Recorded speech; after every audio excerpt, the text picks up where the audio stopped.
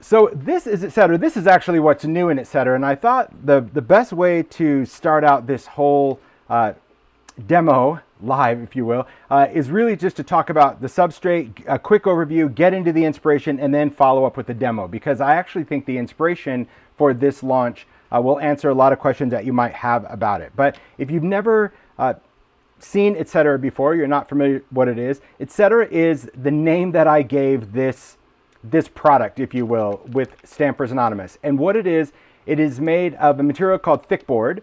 And thickboard, as described here, a thick, sturdy surface to be collaged, altered, and embellished. So right there, that should answer a lot of questions. What do you do with Etcetera? Well, you collage with it, you alter it, and you can embellish it. And Etcetera has grown through the years, which is so great to be able to do this launch by launching some new additions to this line. It was really inspired to create an affordable substrate for makers. That's what it is, because we know as makers we like to work on a lot of different things. Sometimes it's, you know, wood boxes, vignette, ideology things. Sometimes it's found objects, or you're altering books. But often when we get into wood substrates, there's a cost involved in wood. Wood is it's a really high price commodity, and Etcetera is actually made from paperboard. Not to be confused with chipboard or even mat board. It is paperboard, so it is a thick substrate that needs to be cut either by laser, which is what the shapes are cut by, or cut by a saw to actually cut this, because it is that thick. So you cannot die cut it. It will damage any kind of die, any kind of machine. You cannot cut it with a trimmer, so no, you cannot cut it with the rotary media trimmer because it is not that type of material. It is a thick board, okay? And there's actually two different thicknesses within the Etcetera line, so I'll talk about what's new and then I'll bring in kind of the whole cast, all right? So what's new for this release, and this release is shipping now worldwide, we brought it out this week, are these new panels. So there are rectangular panels and square panels, and the sizes are always on the label, so that's also very helpful. So in this particular pack, you get two 6 by 8.5 panels for the rectangles and two 5 1/4 by 7 1/4 panels. A lot of times the measurements are pretty much determined by how much we can yield out of an entire sheet of material. Sometimes people say, well, what makes you decide that? Sometimes it has to do with product. The squares, you get two 7 1/4 squares and two 8.5 squares. Then we move into tiles, and tiles is actually a couple of different types. So these particular tiles, these are 9 2.5-inch tiles, which means you get 3 sheets of these square tiles, and I'll go through and talk about how we take them out, all of that. Then we have coordinating shape tiles, also 2.5 inches, but they have a shape cutout, so like a cutout window. So you'll get not only the square that you could layer, but you also get the positive and negative pieces. And then we have this pack. These are kind of mosaic, if you will. You actually get 10 1.5-inch tiles, so you've got square tiles, but also in this pack are some rectangular tiles. So those are 1.5 by 3. And the great thing about this, again, as I mentioned, the price. The majority of this line retails for $7.99. The facades, which I'll show you, those are the only ones that are a little higher priced because there's more material. But for the most part, $7.99. I think the tombstones for Halloween that we do are like between $5 and $6.99. But really, $7.99 for the majority of stuff. I mean, that's a lot of substrate for $8, really, that you can work on and alter. So to me, that is the beauty. And the fact that it's done in the US at that price is shocking to me. And that's really what I love. And it does give us a little bit more flexibility because we're not paying all those additional things to actually bring it in. So the Etcetera line, let's bring in other stuff. It's growing. It's really surprising. As I went to bring it in, I'm like, oh my gosh, there's this and this and this. It's like literally just stacks and stacks of stuff. So move on. And then I'm gonna like run out of camera space. Okay, so Etcetera really started out with the idea of creating tags. You know I love tags, mayor of Tag Town. I do love a tag shape. And this is a great universal shape. Did you know that Etcetera actually comes in 5 different sizes of tags? Maybe you do, maybe you don't. Most people kind of stick to this little in-between size, which we refer to as the mini.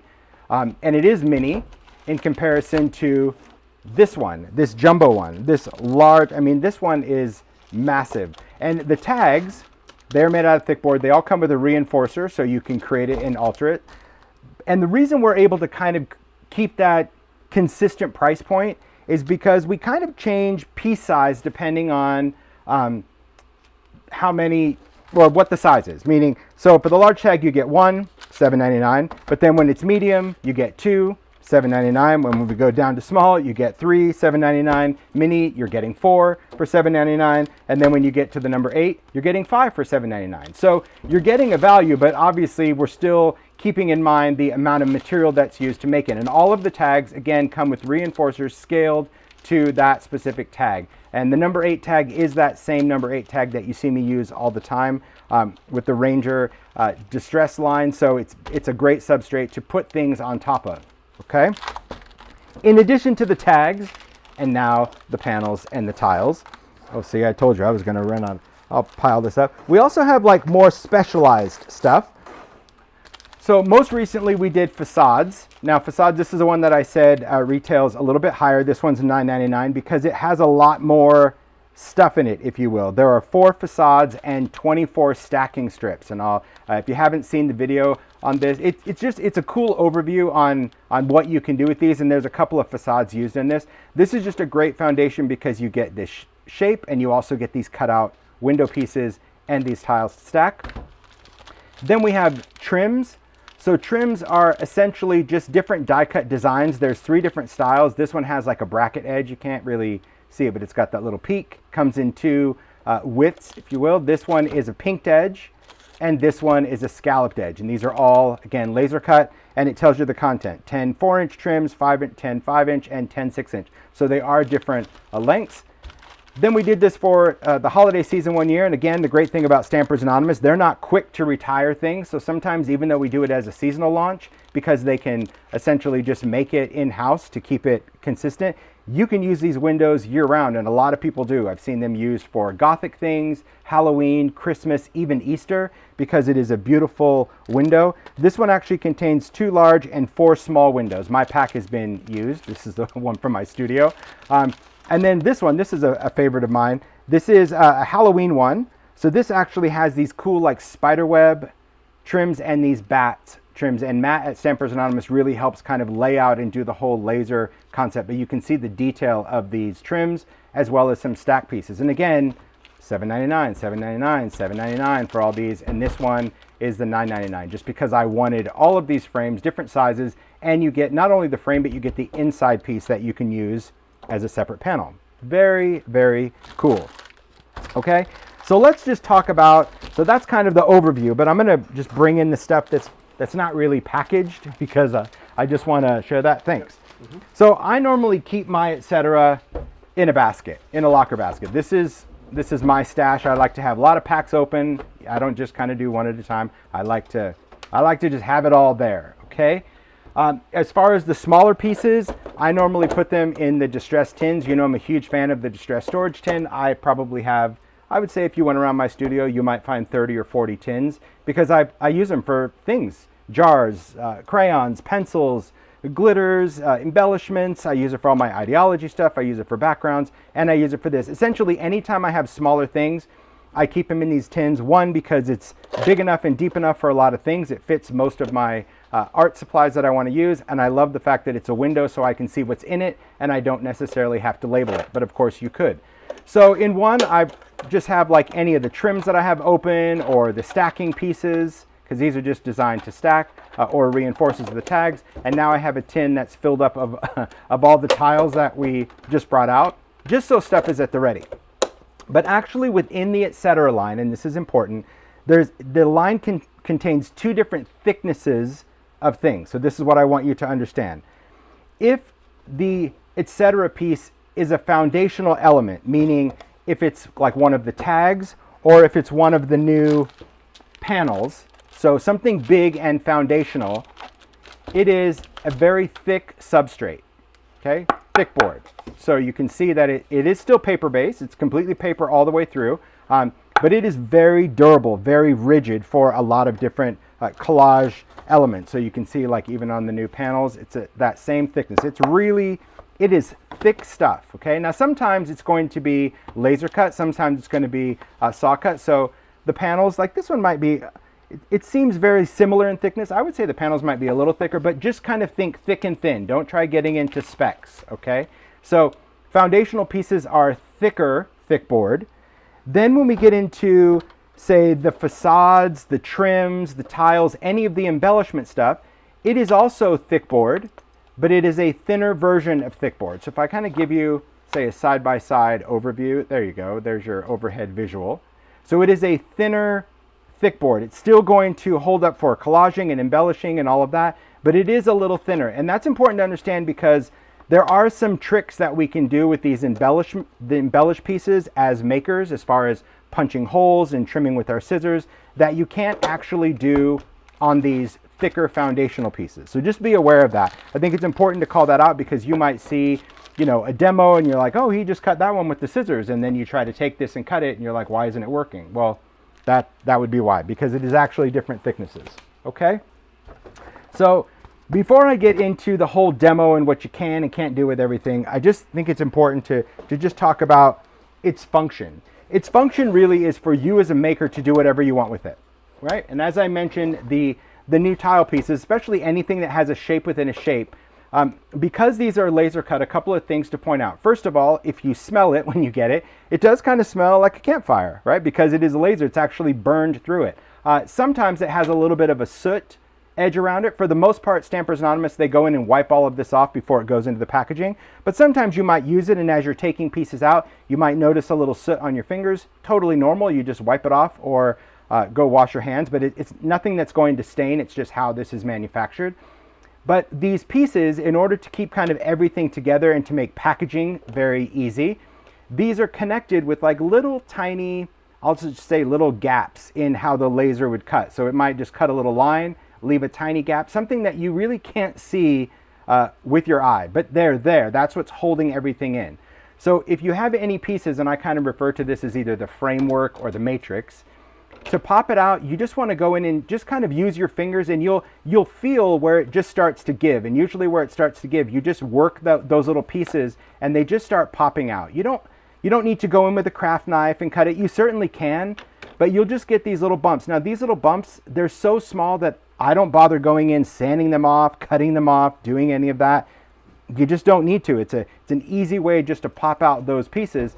And you can also keep these frames. These make great things that, you know, maybe you want to glue them together and stack them up because it's all the same. Paint them, gel medium, and now you have a shadow box. So you can utilize these frame pieces as well as the actual elements that come out of it. So for me, now you can kind of see why I do the tins. To save time, I just like to sit there, pop out pieces and have it, because I don't want to be bothered when I want to make something to get it out of the package, pop out a piece that I want to use. It's just easier. But you do you. You do what's going to work for you. And same thing with these little shapes, like the cutout shapes. Let me find, there we go. Yeah, it's like playing that game Perfection. Remember that? Get the pieces in with the timer. Yeah. So this, same thing. You can just pop out those little pieces, and now you've got those separate elements. And they would fit back in if you wanted to layer them. You know, nothing gets damaged, just the way it's made. So now you understand kind of the basic overall. Then really there is no waste in this. You can utilize every element that is involved in the Etcetera line.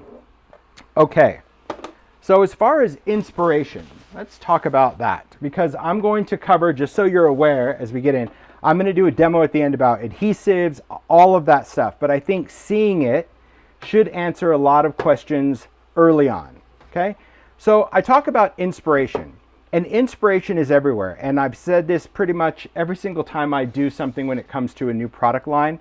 It was always inspired by a need of something that happened before. All right? Meaning this was an ideology. I mean, we still have these, I say it was, but this is an ideology vignette panel. And this idea really inspired an ideology line. I love the idea of these vignette panels. I love the idea of creating these mosaic tiles.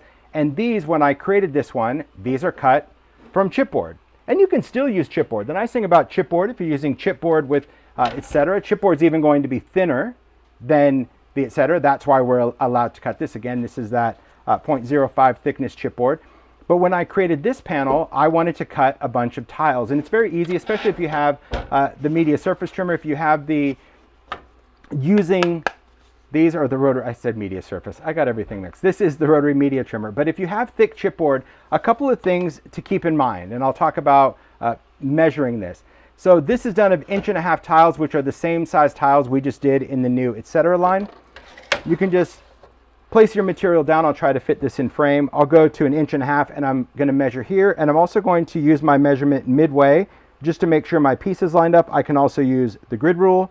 I'm going to place my finger down on the guard. Whether you're cutting chipboard or paper, the guard is to hold your material stable against that edge. Then we'll talk about the carriage. And I've said this over and over, and I'll continue to say it. This trimmer, you are not pushing down. You are not taking your hand and pushing on this trimmer. If you do, you will get a jagged edge every time. You're going to put your thumb under that little lip right there. You can kind of feel the wiggle. That's designed to put your hand around it, and you're actually twisting your wrist. So you're never pushing down. You're literally twisting your wrist. So it's actually really easy to cut. But a lot of people are like, I think, twisting and trying to push. You don't need to push. You just twist the wrist to engage the blade into that metal edge, and then you just move this along the edge. That's it. And that's what's going to give you your cut. That simple. Whether you're doing watercolor paper, chipboard, everything, it's always that twist, never the push. And some people try to twist and push, and it just doesn't work, because when you push, you're kind of straightening it back out, and what you really want it to always be is engage into the side. So to cut squares, well, it just depends on how much you like math. Some people just don't like math. I read that where they're like, oh, it doesn't have this measurement and this. Well, okay, but math is really your friend. So 8.5 inches, if I want to do 1.5 inch tiles, right? I know that 1.5 inches is 3, 3 and 3 is 6, plus another 1.5 inches is 7.5, but I know my chipboard is 8.5 by 11. So the first thing I like to do, just to make it easy on myself, is just to cut off 1 inch. And there is an inch mark here. So I'll take that strip and go right into that inch, and I'll get rid of that. Then I can just go in and do math, saying, okay, well, my first one then is going to be 6. 1.5 inches out of that then becomes 4.5. And the whole, every time I do it, I just slide this back. So I'm just going to make that cut, slide it back.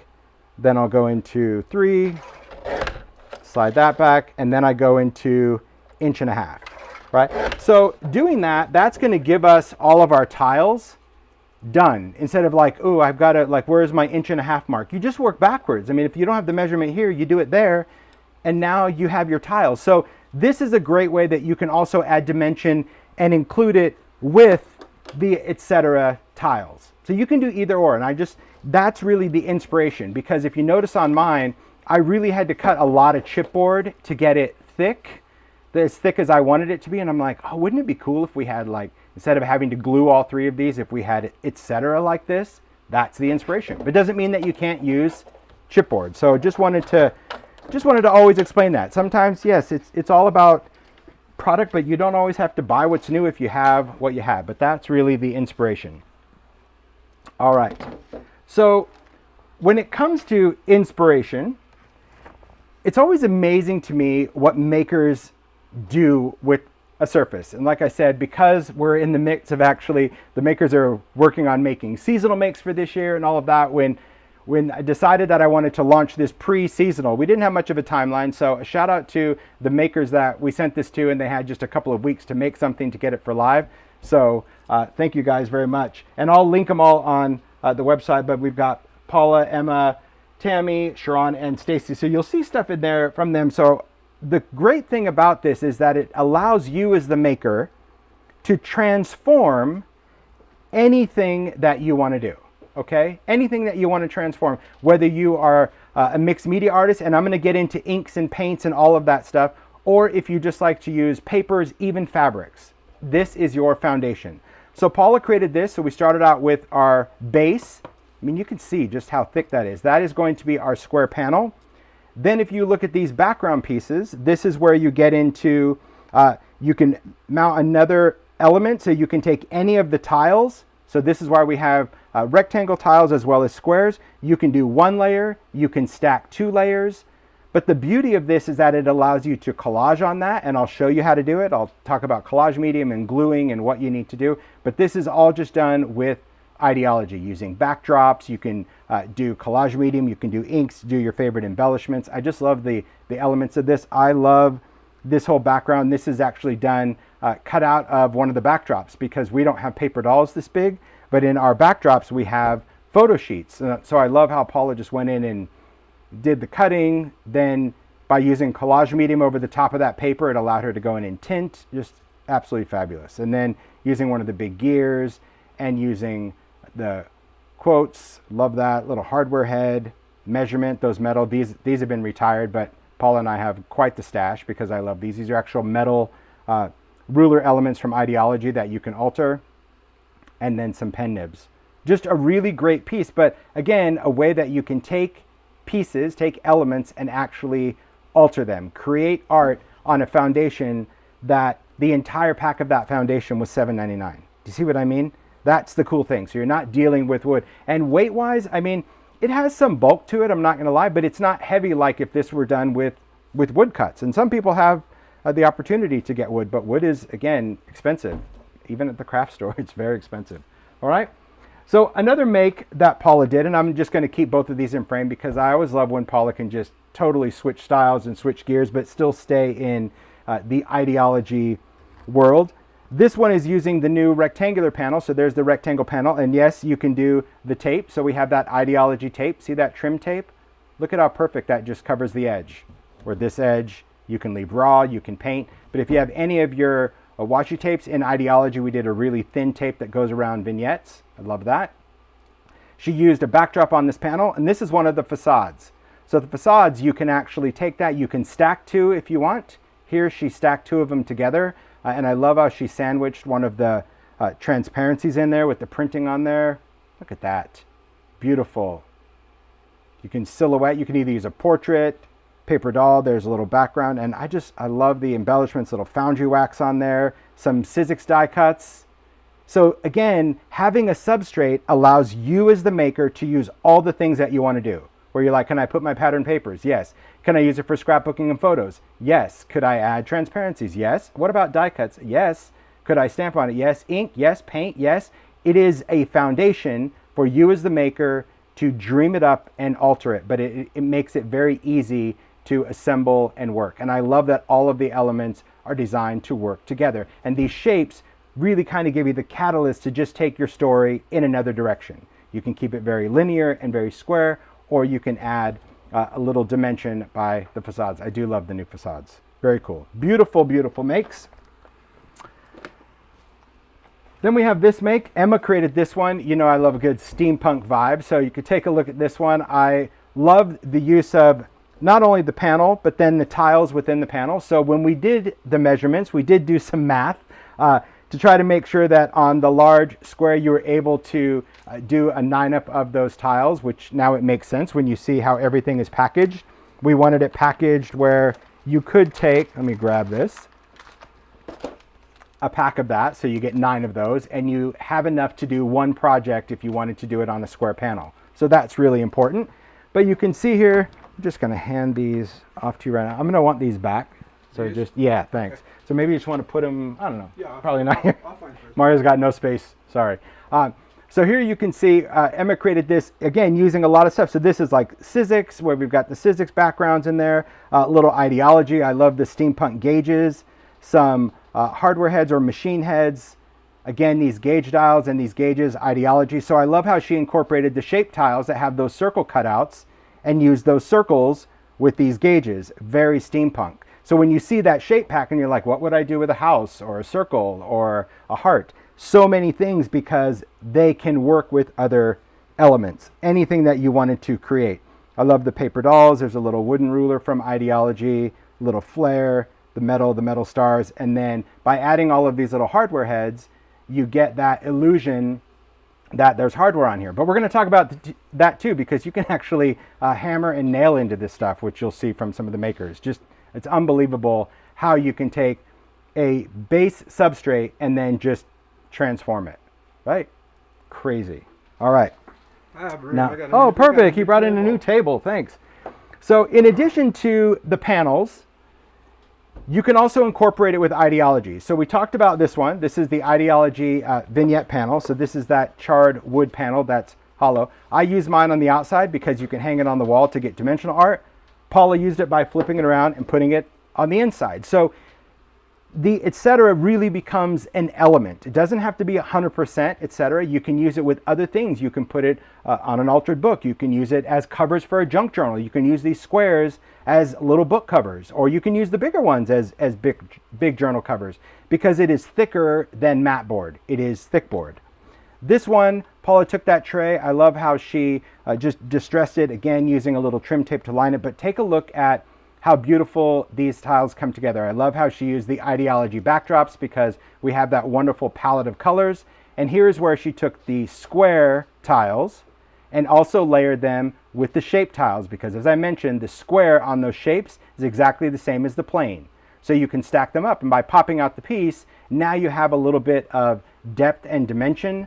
You can create these little niches, or you can just take those pieces and pop up. And we'll talk about how to glue the paper, best way to trim it, can you sand it, can you ink it? Yes, we'll do all that in the demo, but this is seeing it in action. And I love all the little details where she just takes little bits of ephemera or little clipping stickers, little buttons.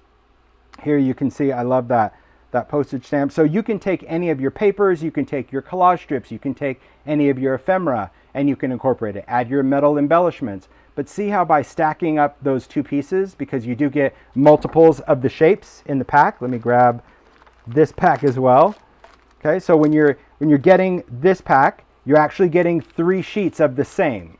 So you can build up, 2 stacks on the heart and then use one here. So depending on how much depth you want to create, that's why we wanted to do that multi-pack. Again, to allow you as a maker a little bit more creative flexibility. Love that little tiny tag right there tied with the string. But isn't that beautiful? Love the colors as well. I see a lot of you commenting on the colors. It's just such a great palette.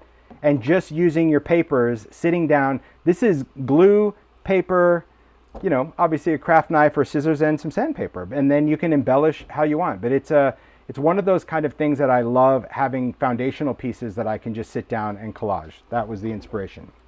Now, if collage isn't your thing, if you're more mixed media, you want to get your mixed media game on, Sharon's got you covered. So same idea. This time she just went with all the hearts. She's like, I'm just going to go with the heart pack. The thicker ones, this is just using the square with the heart, but this is done using paints. There's some ideology on here. You can see the collage. So this is the collage paper where you can just take that tissue and collage it on there. But all of these are done with distress paint. So this is a substrate that, because it is paper-based, you can use your art mediums on there. You can take your paints, you can take your oxide, but keep in mind that whatever you would do as a maker, a paper crafter, you need to keep that in mind about this substrate, because it is craft, essentially. So people go, well, can I just put distress ink on here? I'm like, well, would you put distress ink on craft paper? Oh, well, you could, but what's going to happen? That ink is translucent, so it's going to look muddy. But if you used oxide or paint or something opaque, it will cover the color. So it's no different. There's no learning curve in what you do. You just apply it to what you would do, any surface if you were doing cards or anything else. It is that craft substrate. But paint is perfect, using little stickers, little trims, and I love all the stencil pattern in here. So again, you like to do more mixed media, great. Take paint, get out your stencils, get out your stamps, and just have a go at this. And the nice thing about creating this, like I said, on the space, you can use all these tiles and put them together like Sharon did, kind of pack them in, or you can space them apart the way Emma did, right? So same panel, we just wanted to give you a little bit of space. So as a maker, you had creative options. That's what it's all about. So when I said it was a bit random, yes, there was a little bit of math involved, but not too much, not overthinking it. But isn't that a great make? Fun. And Sharon is never one to shy away from color at all. And so when I saw this one, I'm like, yes, I love it as well. It's fabulous. So this one is done, again, starting with that square panel. These are all the tiles. So here you have the squares and the rectangles. So you can see that mathematically you can put them together however you want to create a mosaic. This one is done using paint, and then I believe, yeah, it's like Sizzix die cut in here. So this was, I think, maybe from the Christmas cutouts that we did. I think so. That font rings a bell, but it has such a great handmade vibe. So these are cut out and then glued on top, and then she just went around and outlined, gave it that really thick black outline. I just love it. It's got such a modern art vibe. So this, again, using die cuts, using paint. And this was a Christmas die cut, but using it in a completely different way to create more of a modern art vibe. Again, however you want to portray this as a maker, that's what Etcetera is all about. And sometimes people go in there, it is, thanks Sharon, yes, Christmas cutouts. So what's great about this, again, you can utilize all those other components that you just didn't know what to do with. Some people are really great about just knocking out cards, and some people say, oh, I want to make this as a gift, but I'm a card maker, so I don't really know the substrate, and I don't want to do all these, vignettes and assemblage kind of pieces. This allows you to do it. So great, fun, right? I know you guys love the color. It's really good. All right, this piece you've seen. I shared this piece when I did a make for 4th of July. I did use one of the rectangles before they came out, but if anyone's going to break the rules, it will be me. It will be me, and I'm okay with that. But I loved this foundation. Again, starting with one of those rectangle panels, did the paper on there. I took the facade, did that, used one of the snapshots. I do love the vintage pencil, but you can create these elements for any season. That's the beauty of it. You can take any season that you want, whether you're going to do 4th of July, Americana, or as you see, Halloween and Christmas, and alter it to your liking. It doesn't have to be grungy.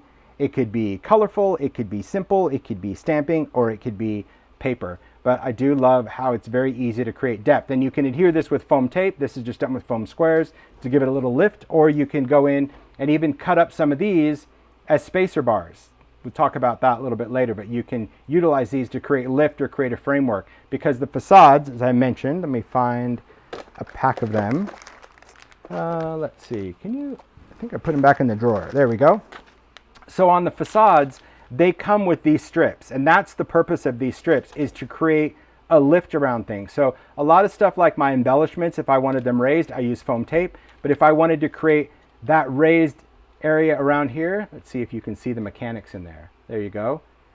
That's what these strips are for. You just pop them out. You can cut these with scissors, because you can actually cut the thinner version of thick board with the tonic scissors, and then actually create a frame. So you're not using a bazillion pieces of foam adhesive that has a tendency to shift. So that's really what those, we just call them kind of risers, but stacking strips sounds a lot better. But that's really what that's what those are for.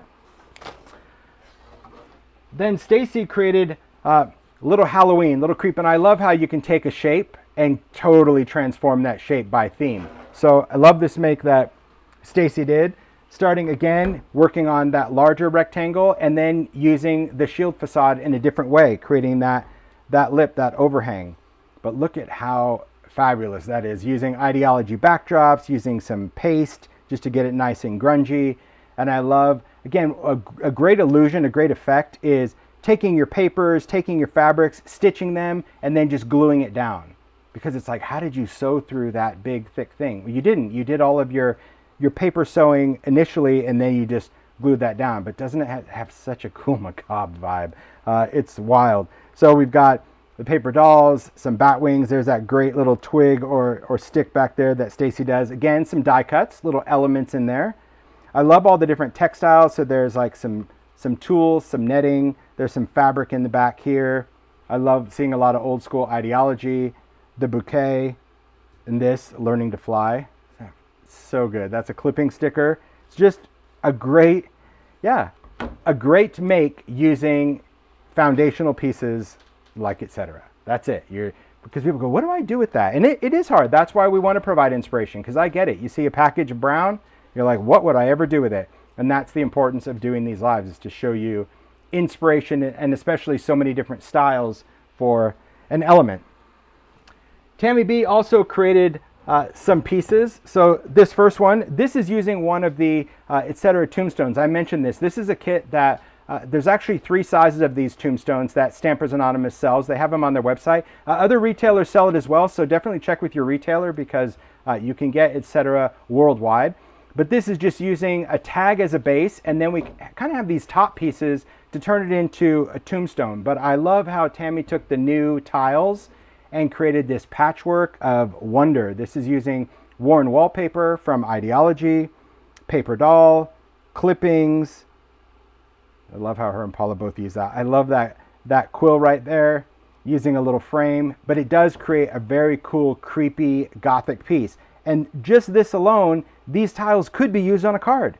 Imagine just sitting down, because you know I always talk about compartmental making because I'm a believer in that. But you sit down one day, you get some Etcetera, you get a bunch of paper, and you just start collaging pieces, and you just have just paper tiles essentially. You can create a background like this, or you can just take a single piece, even though it's got some depth, stick it on a card front, put a little embellishment, done. Very simple, but that piece has some bulk to it. So I do love the idea of how this is all created.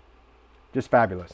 Now, Tammy just took it a whole different direction and added a touch of whimsy for Halloween. So as much as we love ideology and the creep factor, also really good to just throw in a little bit of Halloween, including this new guy, Edison. He's so good.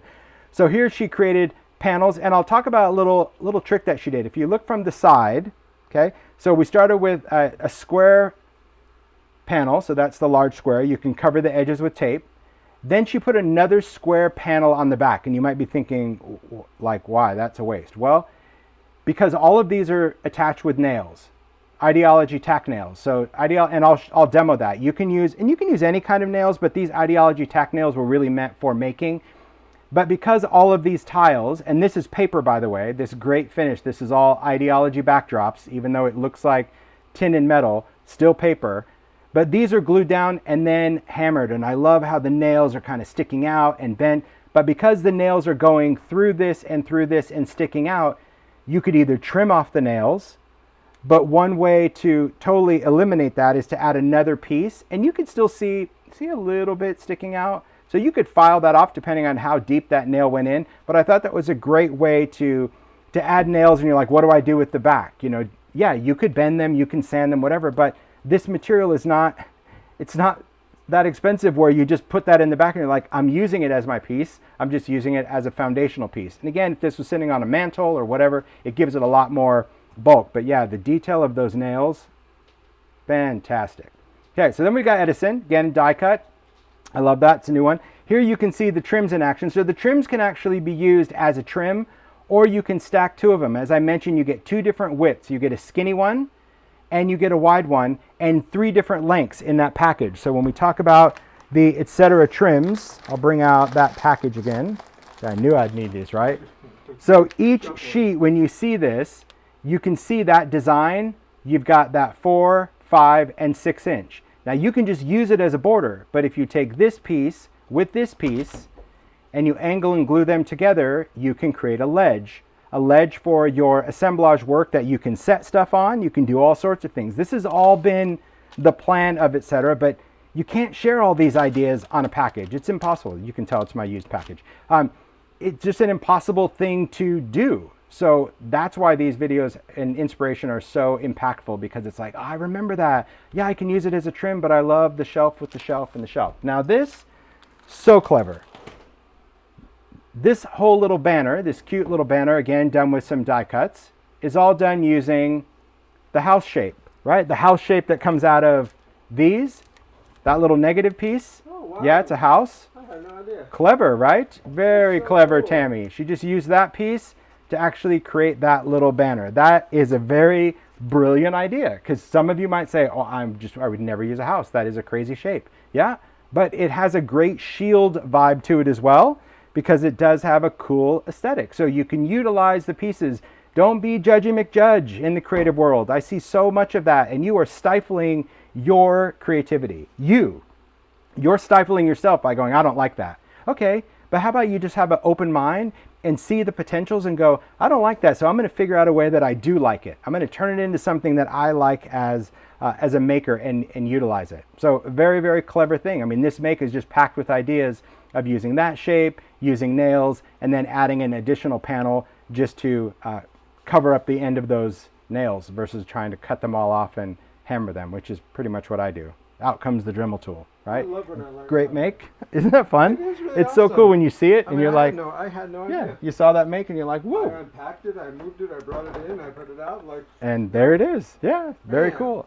All right, so on this piece, you can see Paula created this wonderful festive holiday vignette. And I do see questions about holes and all of that. I'm going to cover all that in the demo, so I'll talk about that. I do love seeing how these pieces come together. This is another ideology vignette. So it's not that you only have to stick to the panels because it's square. You can use the vignette trays, you can use the boxes, especially if you want to create dimension within the box. And I think as makers, we have struggled with that for a long time. You know, you have this tray, you want to put stuff in, but you don't want everything to be stuck to the back of it. And the new Etcetera has really allowed a lot of depth and dimension added to this. So here, Paula just used those squares, layered them up. So some she just used the flat square and then the piece that she popped out.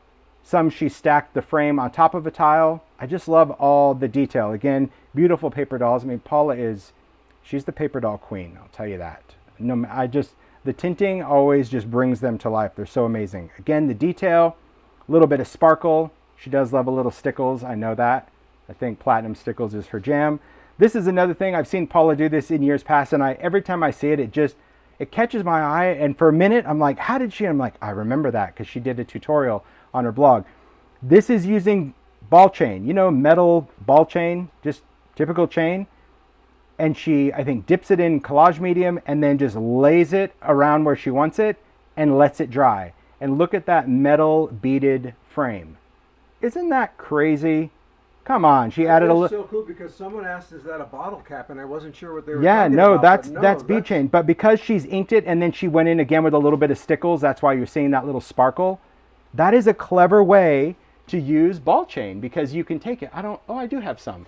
I was just looking off to my side. There we go. This is all that we used to have this in ideology. Sadly, it's been discontinued, but I think Paula and I have like lifetime supply of it. But you can find this really at the hardware store, anything. Especially if you're going to alter it. I just love that it came in vintage colors, but that's what it is. And you just dip it in your glue first, and then you lay it down. You check out Paula's blog. She's got a tutorial about it. But I always find that a brilliant way to outline any shape, because it's totally flexible, right? I agree, Mel. Come on. Like, no kidding. Just brilliant. Anyway, well, just go in, like, there's the flashcards, again, layers, little bell. But I hope that as we go in, we just sparked a little bit of imagination, because we're going to get into the demo, and then at the end, I'll probably bring all the makes back just to kind of show you. But just fabulous inspiration, right? Puts us in the right headspace for the demo. So thank you, makers, for really just creating. Isn't that wild? They all get the same substrate, so they're sent the new stuff. You're like, here you go. And the fact that they can all dream up something so different, so unique, is just really, really good. Okay, all right, so I'm just going to move this stuff over, and I'll just kind of get started with the basics and try to answer your questions along the way. So are we straight there? There we go. Okay, so first things first, we're just going to talk about adhesives, cutting, punching. Okay, that to me is really important. So when it comes to adhesives and mediums, I'll take this out. Even my swatches that I've had for years, they've been on Etcetera. That's another thing. Like, I love having, if I'm going to have a swatch for a specific medium that I want it to be durable, you know, especially like on my pastes. I don't want it on paper that's going to always curl up. This is a great thing for different kind of swatches. This is just using number 8 tags. But this is a cool representation, because people say, well, can I use texture paste? Can I use crackle paste? How about grit paste? What does it do with this? The beauty of this substrate is that sometimes if you just try to put crackle paste specifically on paper, it's going to curl up as it dries, because that's what crackle paste does. It shrinks and it creates kind of a chip out of your make. And you could glue it down, of course. If you're putting crackle paste on anything that's glued, you're fine. But if you just wanted it on a freestanding substrate, I love the fact that you can add any textures. So this is the regular texture paste. This is opaque and gloss on a surface, and that surface is going to remain flat, even with crackle, right? Clear or opaque or grit.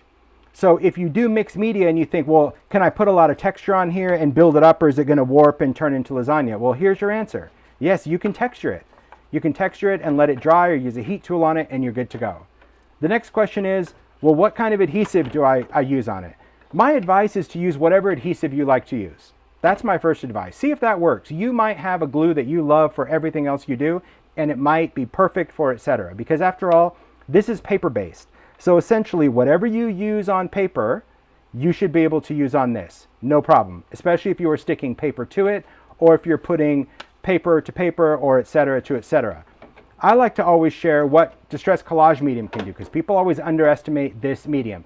It is a gel medium, it is a type of gel medium, but it has different characteristics, and I say it every time when we talk about mediums, that find a medium you like and go with it. You don't have to use what I use, but the reason I developed Collage medium with Ranger is there were characteristics of gel mediums that through my creative time I didn't like. I didn't like that it was too wet. I didn't like that it had an extended drying time, and to many makers, that is what they liked about that gel medium. You know, they like their gel medium because they can move things around or you know, that they can mix stuff in a little faster. So everybody has their reasonings for a specific product. This particular Collage medium is matte. It only comes in matte now because I don't want any shine. It has a drying time of now, meaning if I'm putting paper or fabric down, it will grab almost immediately in under a minute. But my favorite feature of Distress Collage medium is it's not meant for depth or texture or thickness. It actually shrinks. So when you glue things like glass or metal or buttons or embellishments, when you put Collage medium on and you stick it down and you've got glue ooze around there, I don't go and clean it up because I know that the Collage medium is going to shrink behind my embellishment as it dries. So if you put Collage medium on a button and you stick it down and you've got glue ooze coming out, right? Not a Play-Doh factory. I mean, if you've got stuff coming out like a fountain, clean it up. But if you've got a couple little dots, leave it there. You know, I had that Play-Doh barbershop where you pump it down and it came out of his hair. Okay, you get it. You would just let this dry and then it will shrink behind as it dries, and it dries totally matte. So you can't see any glue smear or anything around because it is a matte finish. So that's why I did it.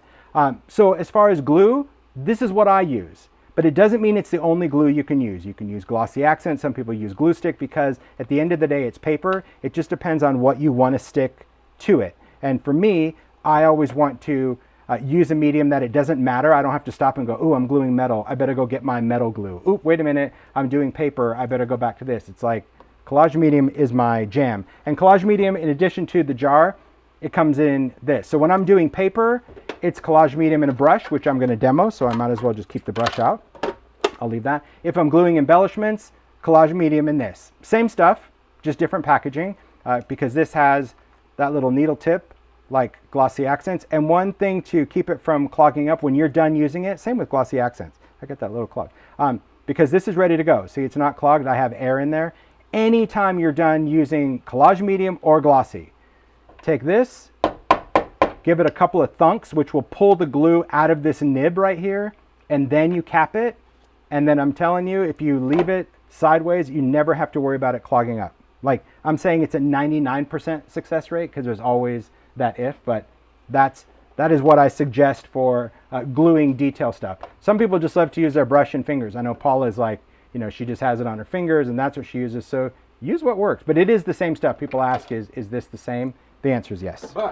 But if it does clog up, yes, do not squeeze the bottle as hard as you possibly can. That is correct. Do not squeeze. Get yourself a piece of wire and just, yeah. Otherwise you hear a nice pop and there you go. All right, you are. Okay, so before I get into gluing, you can also use other adhesives, as I mentioned, to put paper down. And this is a great time to kind of bring this in. I think I've mentioned it in previous slides. It can barely fit on the screen because I know I'm zoomed in. Let me see. Let me try to, oh, this is going to be scary. I'm going to try to zoom out a little bit. Ooh, no, probably not good. Okay, let's see. Is that a good idea or a bad idea? Oh, it's probably a bad idea. Oh, well. This is my Xyron. It comes in 2 different sizes. There you go. That fit on the screen. And this, you can buy different cartridges in here. This one, I have a permanent adhesive. I don't know if you can read that. The whole entire cartridge is, you could buy a laminated cartridge, repositionable adhesive, or permanent. And you can buy this machine in 2 different sizes, okay? There's your little door to open this up. Oh, here's my other little guy. I do have it in both sizes, and I even have the sticker maker. Just because if I'm doing small stuff, I use a smaller machine because you're using up your material, okay? It does come with its own little cutter and all that, but here's how I use my Xyron, and I use this a lot with Sizzix as well.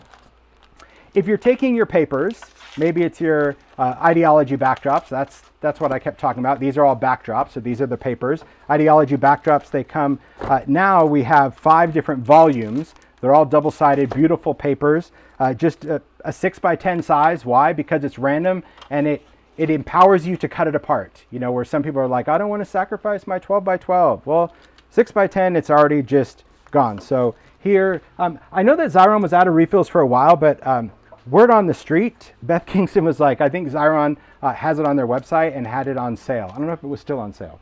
But here's what I do. So let's say I want to cover tiles. Okay, now you can use your glue, you could do whatever, but again, maybe you're doing compartmental making. Maybe you're sitting there thinking to yourself, hey, I'm just gonna make a bunch of ornaments and I'm gonna just buy packs of squares or packs of mosaic and I'm just gonna make ornaments. Yes, you can use collage medium, okay? But if you don't like to use glue or if you want to be really quick about how you can adhere things, you can go in and pre-cut your papers. So I just take my backdrops, you can take whatever trimmer, you can take a guillotine trimmer, whatever, and you can cut your paper to whatever size of your Etcetera or chipboard, whatever you want to do. Then all you're going to do is if you work with a Xyron, this little opening here with the arrow, in between these channels, that's where you can put the material. Like you can't go past that. So often if I have other things, so let's say I want to do these tiles. I'm going to do a crackle one, that'll be good.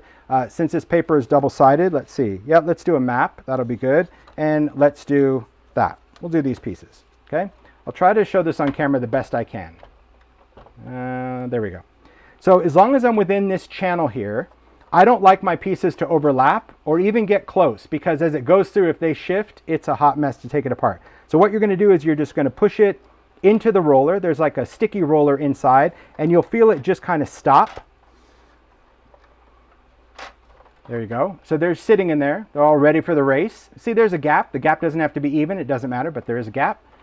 Then this new machine's got a little collapsible folded handle thing. I'm just going to give it a little turn. And when I give it a turn, I always watch to make sure that the race is on. Meaning, if these haven't engaged in the roller, let me just make sure it's going. See, leave it up to me, Mario, to kind of do this and not have a Xyron where if am I out, I'm going to be... Am I out? My gosh. Hold on. No way. I'm going to cheat this. I'm going to... No, it just wasn't under the roller when I opened it up. That's what it was. It was just me. When I opened it to show you, I'll do it again so you guys know. When you open your machine, these rollers right here, it's a little rubber roller. That's what holds this little refill. I'll stick my thumb in there. See my thumb? That's where your refill has to be fed under this roller. You'll know if you have a Xyron. And then when you close it, see that little roller is going to fall down? It just wasn't engaged. There we go. The race is on. Okay, anyway, they're off to the races, so you can see it move. And then you just go to this side, and as you turn, you'll see it come out the other side. And once it gets past this cutting blade, it's got this little slide cut. You're just going to push down, slide across, and take it off. That's it. Then you can fold this up, this little handle. You can fold, it can click backwards, and it can tuck in there. Okay, there was a Xyron demo, little at the race. So now we have this. A couple of things to know.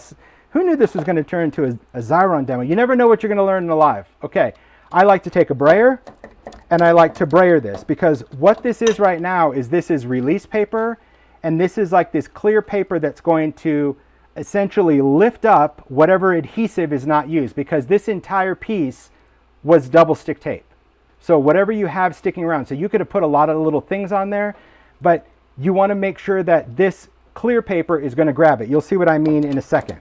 Okay, so I just brayer it just to make sure it has good contact.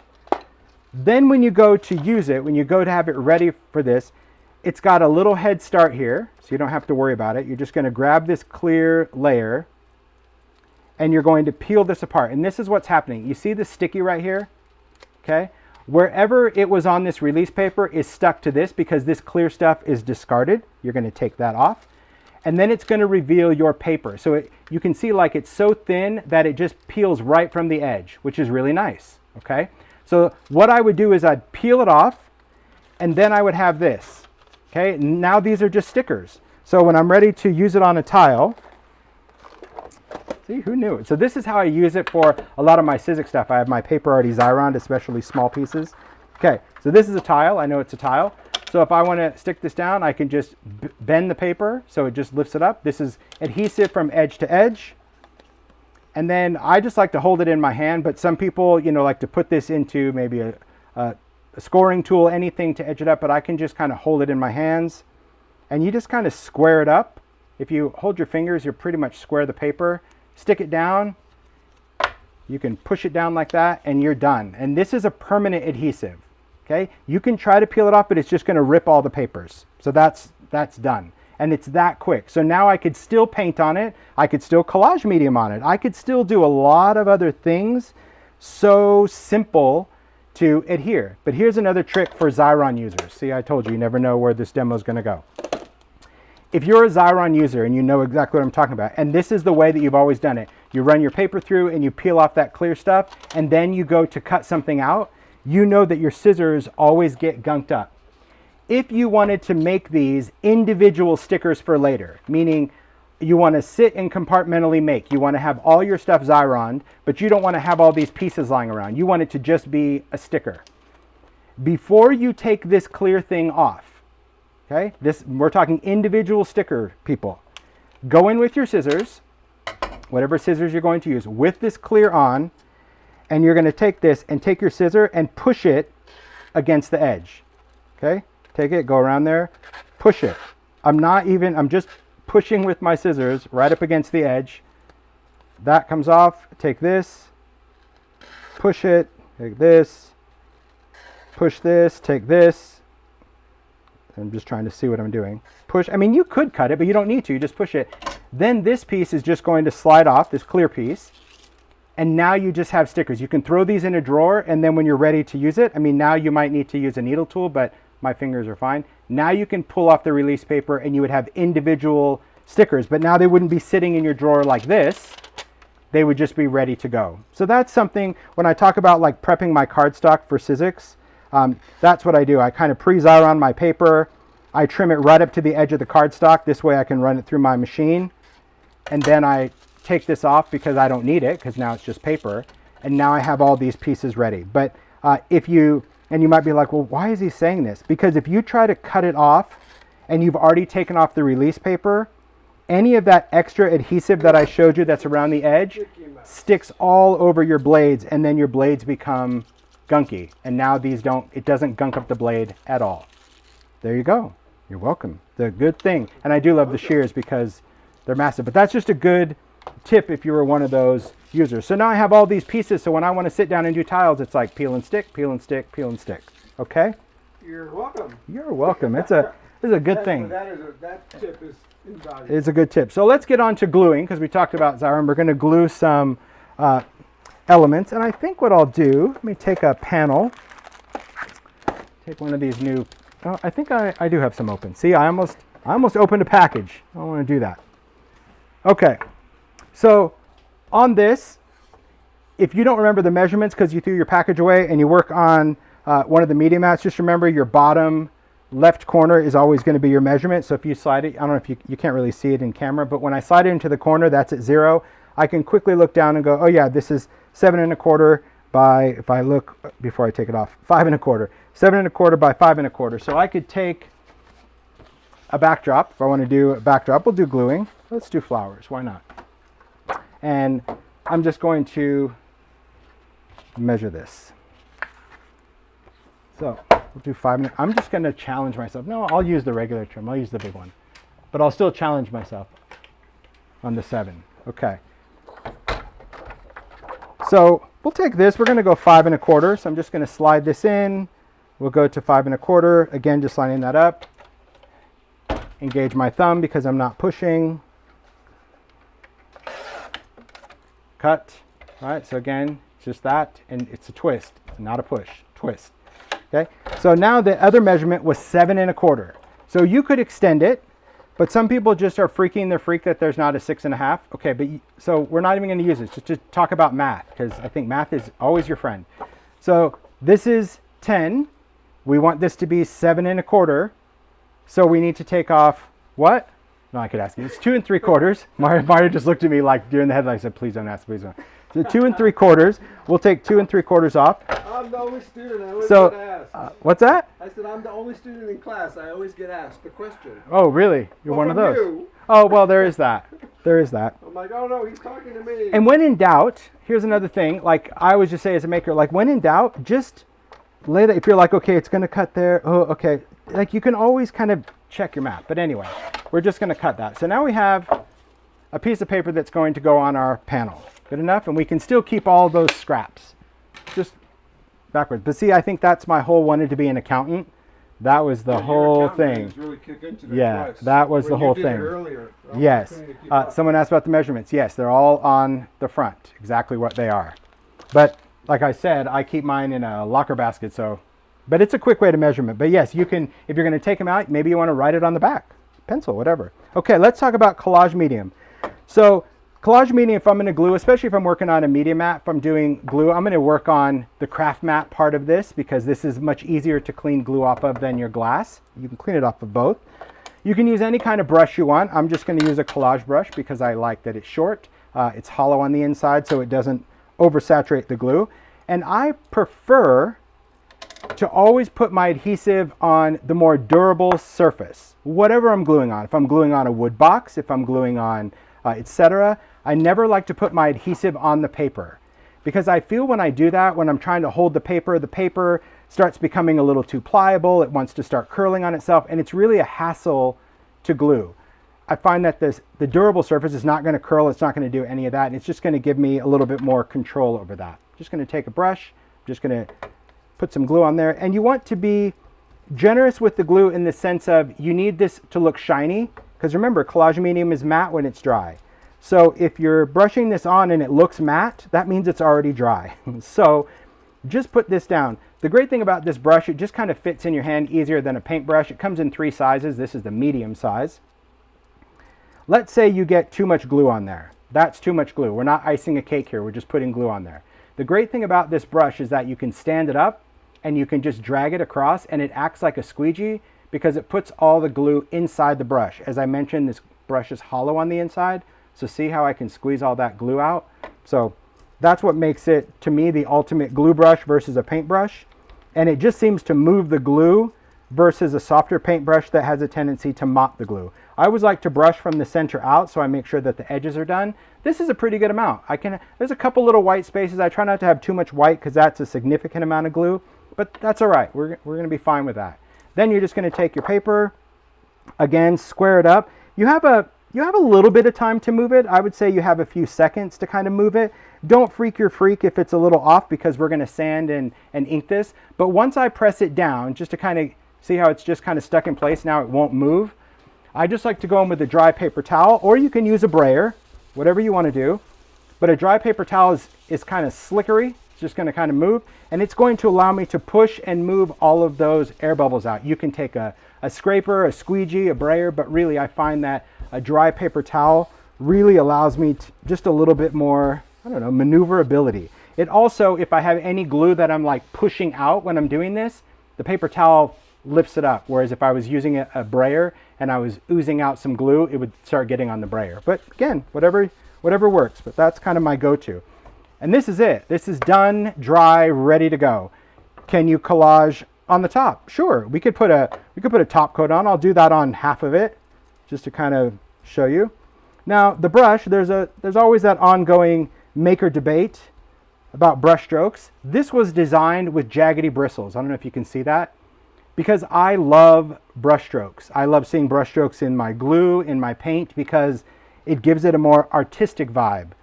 If you don't like that, because I know Paula doesn't like that, her trick is after you brush it on, just go in with your fingers and you can smooth out those brush marks while this is wet. It literally takes seconds, and then you can wipe this off of your fingers while it's wet. You can use a baby wipe, a damp paper towel. If you let it dry on your fingers, then you're just going to kind of pick it off for a while, which is fine. But that's a way to eliminate the brush strokes and make it smooth. Totally up to you how you want to use it as a maker. Another great tip, if you're doing a lot of collaging, maybe you're in collage mode and you've got, I don't know, your brushes out, all of that. Thanks, Mario. You're welcome. If you have baby wipes in your vicinity, because I always do, especially with collage medium, don't ever set your baby wipe on your piece of Etcetera, even if it's off on your work table and you're like, oh, okay, I'm just working, because this is paper. This is porous, and this will immediately just start sucking in all that moisture, and it will start to kind of puff up if you get it oversaturated with water. So just kind of remember that. It will dry out, but I just use a baby wipe just to clean my fingers. But also, if I'm going to do a lot of collage work that day, take a baby wipe or a damp paper towel. If you're not a baby wipe user, a damp paper towel will do the same thing. Take your glue brush and wrap it. This will, as long as this baby wipe stays damp, it will keep that glue fresh. So it could be 8 hours, 12 hours, it doesn't really matter. Then when you're ready to glue, you take the brush out and go for it. The reason this is a good idea is because if you get in the habit of starting with a wet brush, like a brush that you clean that has water, you're introducing water into this glue, and too much water in a glue, any kind of gel medium, Mod Podge, right? Any moisture is going to create bubbles or ripples in your paper. So if you're working with a specific glue that when you try to glue paper, you're like, well, mine doesn't go flat, mine creates air bubbles, mine looks like lasagna, it has to do with your glue. You're either using too much or your glue contains too much moisture, or you started with a wet brush and you added moisture to that glue. Okay? That's like easy, and it just sits like that. And you can do the same thing with paint if you're doing it, but I just recommend leaving that brush until you are done, and then go and clean your brush instead of putting it in that container of water right away. Use, again, a baby wipe or a damp paper towel. So collage medium, the paper part dries right away. The top part, this has already started to dry. I would say it's got like a little bit of a grip to it, so it's not fully dry. You could dry this with a heat tool in seconds because collage medium is also heat stable. So if you're an impatient maker and you want to dry that surface, you can use a heat tool, an embossing gun, a hair dryer, whatever. Okay? Okay. So now we'll get into some other altering. Maybe you don't want to go full on Xyron. Maybe you don't want to do collage medium. Maybe you just want to like stick some scraps down real quick and go for it. Okay, let's do that. Maybe I want to just take a rectangle and think, okay, I want to have a little piece of paper. I don't have a little piece, so I'm just going to sacrifice a piece right now. I like this one. See, my problem when I go through backdrops, and I'm sure many others can relate, like, it's just about what do I choose. They're all good. So the reason I have such a huge stack of backdrops is I am guilty of opening 2 packs. See, those are the ones I was talking about that in one of the backdrop sets. I think it's volume 3. It's the one that contains some photos in it. But see, it's like, what do I use? Okay. Commit, Holtz. I'm still struggling over here. All right, I'll just do blue, just so I don't bore you. Okay, so let's say you just have scraps. The whole idea was to get you a scrap of paper. You see how painful that was? Isn't that funny? We have a lot of scraps, but then when we have to pick a scrap, that creative overthinking just, it knows when to pop up. It's like, here, let me help you overthink this. So let's say we just have a scrap and we want to stick this down to something. Oh, that was a pretty good guess. You can use any kind of tape. So if you have Scor-Tape sticking around, you're like, oh, I just want to stick something on real quick. You can. You have some options. I'm just going to stick this down first. So I'll place this down. Again, I always like to put my adhesive, unless it's Xyron, onto the rigid substrate. So I'm just going to place that down and then just rip against my finger. Then I'm just going to burnish the tape. And then because I always struggle with this, I'm just going to go in with a craft pick or whatever and just lift off that tape. Get rid of that. Get rid of that. I just kind of flick it off. Some people are really fast with Scor-Tape. I never am. I think it's just the pork chop fingerness. There we go. Take that off. Okay. Then we can just stick this down. So I want to see the blue. Oh, we could make a photo one, right? Maybe we want to make a photo one. No. No. Denied. Okay, I'm just going to stick this down because I'm just going to go with the blue. Again, you can burnish it, you can brayer it, you can do whatever you want, but just any kind of double stick tape.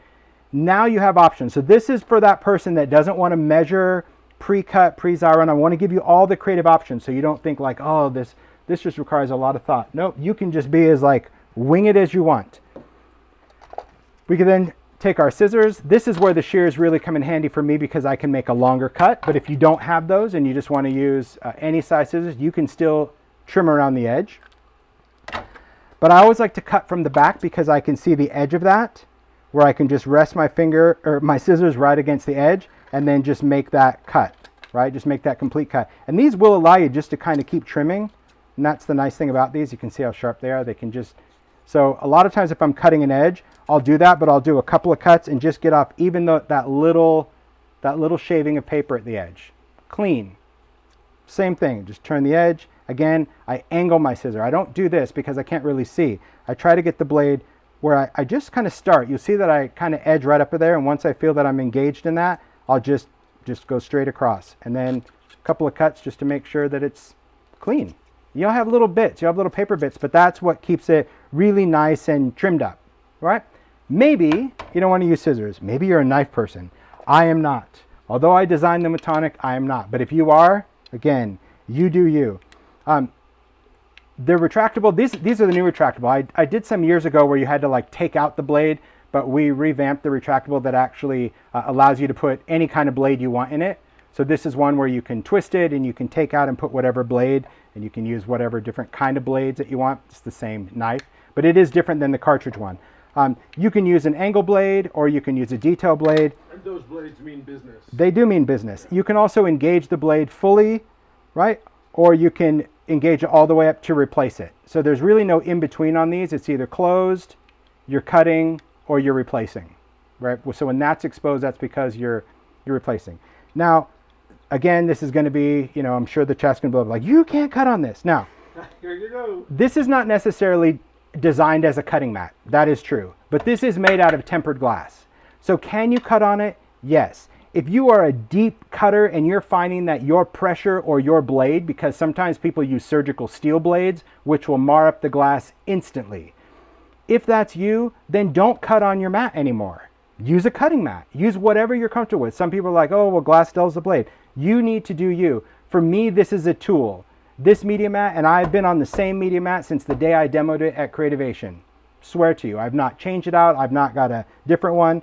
I don't mind imperfections because it's a tool for me. So I just take the blade, you can go up against the edge, and you can just make, I'm kind of a gentle cutter because I'm always afraid that I'm just going to slice through my fingers. And once I feel, I don't know if you saw like the blade just, as you guide this, because it's on glass, it just slides really easy, it cut it. But instead of me going in going, you know, where my finger is turning a color, I just make slices in 2 or 3 passes and then it's clean.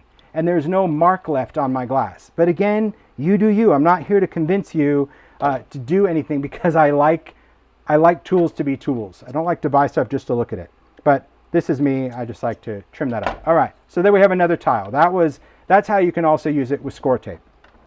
So let's talk about trimming and what you can do with it.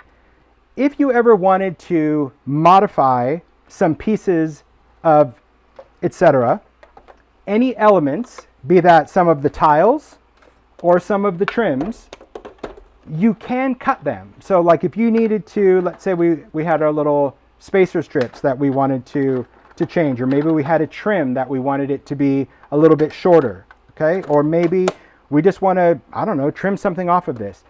Can you cut it with scissors? Yes. Was it designed to cut with scissors? No. As I mentioned at the very beginning, this is laser cut or cut on a saw. The thinner stuff is what I'm referring to. Definitely not your panels or your tiles. This stuff is way too thick. You'll break your scissor instantly. But if you have these thinner pieces and you want to modify, you can go in with a scissor that works. Okay, I'm not saying that this is the only one that does it. I don't like to use the longer ones in it. I like to use these snips because these are designed to cut other things. And I'll just go in and just literally cut it. I mean, it will cut through that stuff. You heard it like fling off. And it doesn't damage these scissors. They're meant for that, these Tonic ones, because it's that titanium blade with that little groove. So you can make edits of any of your thinner embellishments. And like I said at the very beginning with Etcetera, the foundation pieces, be that the tags and the panels, those are thick, but all the other stuff, the trims, the tiles, that's all the same thin stuff that you could go in and cut with your scissors. Someone asked about punching holes in it. Now, I'm not sure what Tammy used to punch holes, but could you use a drill? Yes, you could use a drill. But if you have any of these craft punches, right, these are We Are Memory punches, maybe you have a crocodile, whatever. I love just these big punches because you can have a small hole or a large hole. These are the ones that just open up. It's a pretty industrial punch. It's not really a paper punch. But yes, you can easily create a hole in these thinner pieces. So this happens to be a large circle that came out of the facades, because I was like, oh, that's a great big circle. This could be great for an ornament. And then I was like, no, I'll just use it to demo. But you can just place it in, and that fits right in there. And you could have a stopper in there or not. But this will allow you just to go in and punch, clean it out, punch, clean it out. So if you have your little stopper set, which I like, then if you're going around, you could essentially make your circles the same distance in. Same with the small one. See, did you guys ever think that during this whole Etcetera one, you would learn about Xyron and punches and trimmers? But there's all these tools that we have as makers that I think sometimes we just don't connect the dots because you bought it for one specific thing. I like to punch going up, but you do get a little blowout on the tiny one. So if you don't care, then maybe, you know, if that's the back of it, you would turn it and go, okay, that's the back, that's where I want it, because then you would get a cleaner punch at the top. I just find it on this little one, it just does that. So if you are punching with the little one, you might want to position it, and then I take off the little doors so I can see the hole, because it has little doors on both sides, but that's just me. So there you go. Can you punch it? Yes, with more of an industrial type punch, not a paper punch. And can you cut it? Yes, but you want to use a scissor that is really meant for cutting thicker things. Okay, there you go. So there's your punching and cutting. Now we'll get into hammering because I like, we're in tool time right now. Okay. Can you use tools? Yes, I like to have a wood block if I'm going to hammer. Yes, I'm still on my glass mat. Again, don't freak your freak. Don't become this keyboard warrior telling me what I shouldn't do. Okay? You do whatever you're comfortable with. I'm not here to pressure you into treating your stuff any different than how you want to treat it. Okay? Oh my gosh. All right. You're going to make people go nuts. So I always work on just a wood block, something that I can hammer into. Okay? You can take these pieces, and these are the nails that I was talking about that Tammy used. These are called Tack nails. These are from Ideology. Great thing about these nails, because some people might like, oh my gosh, we have Tim Holtz nails. Get over yourself. That's not it. When you buy nails at the craft store or the hardware store, their nails are often steel nails, and they have a perfect finish to them. These little Tack nails, I just keep mine in a cool little bottle because I like to use them. These are actually forged nails, meaning they're molded up out of a different kind of metal. Wouldn't say it's not a steel metal, but it's strong enough to hammer into things with, including wood, but it's soft enough that it can actually become a little bit malleable. But what's great about the end of these is it's very sharp, it's very pointy, so it allows you to kind of stick it into your project before you hammer it. All of these are going to be wonky. When you take a pack out and you look at see the size of the nail heads, and even the fact that the nail is a little boxy, that was by design. I wanted more of like those old-fashioned kind of horse nails that were square. I love that. I love the whole idea of having some different nails, and that's what Tack nails are. They're just different. They come in, they already come in this great finish. That's a little antique. And some of them, yeah, they might come out of the mold a little wonky, but it's still going to work. So if you wanted to attach two pieces together, could you glue them? Yes. Could you tape them? Yes. Could you glue, tape, and then nail them? Yes. Could you nail it flat? Yes. It depends on how far out you want the nail to go. If you're going to do that, you can take any kind of nail that you want. You can just hold it there. If you don't want to hold it, you can start with a craft pick and poke a little starting hole, but I'm going to be fine because, again, I got a little give in here. Use whatever hammer you want. I'm just using the tiny texture hammer because it's tiny and I'm hitting a tiny nail. So I like the fact that I can just go in and do that. Now, can I hammer on that? Yeah. Can I hammer direct? Yes. Is it designed to? It's not called a mixed media hammer mat. No. But if you do that occasionally, I do that when I'm doing brads. I'll use the bumpy side and I'll do that with my card right on the glass. But if I'm hammering a nail can't go into glass. And so you would probably damage your mat. So get just a wood block or something you want to work on. But then we're just going to go in and we're going to hammer. And you can just go for it. And then I like to have the nails a little bent. So I'm going to hammer it that way. Now, it did come out of the back. So you don't want to work on Mario's table for that, Vicky. You want to work on something that the nail is going to be able to go in. And this is where Tammy's idea of having an additional Etcetera piece, it took on that little nail. You see that? So what do you do with that? Well, you could cut it off. If you have flush cutters, you could easily cut this because, again, this is not steel. So you can take any of your wire cutters and actually cut off that nail. Or you can just flip this over and use the hammer again and just bend it flat. Just smash it right into that, etc., because it is paperboard. But there you go. Easy. So could this go all the way in? Yes. If you had enough thickness, you could hammer that straight in. But it's an easy thing to do, and I do love this. And if you have the original texture hammer, that's great. It's the same. I just like this one because it's even smaller, and it's just different design, a little bit more ergonomic. But any hammer is going to work. You don't need a special hammer. I just like using it. And if you wanted these to be even more dented, then flip this over because the side of this is bumpy. And then watch, I'll hammer this one. Oh, I'm really going to town on the mat. Oh no, my mat.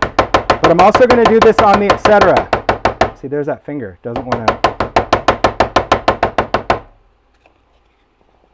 Cool. So not only is it going to like round the head of that, see how that one's still straight and how the bumpy side rounded the head of that, but you can also create little dimples in here. So maybe you're using metallic paint and you want it to be a little more industrial. The texture is great because you can't run this through an embossing folder, no.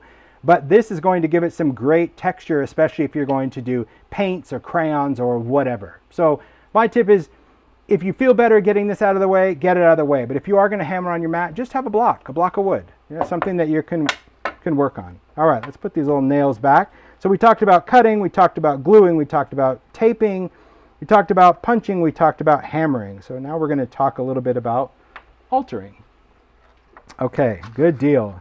Super fun. Yeah, they're going to hit hard.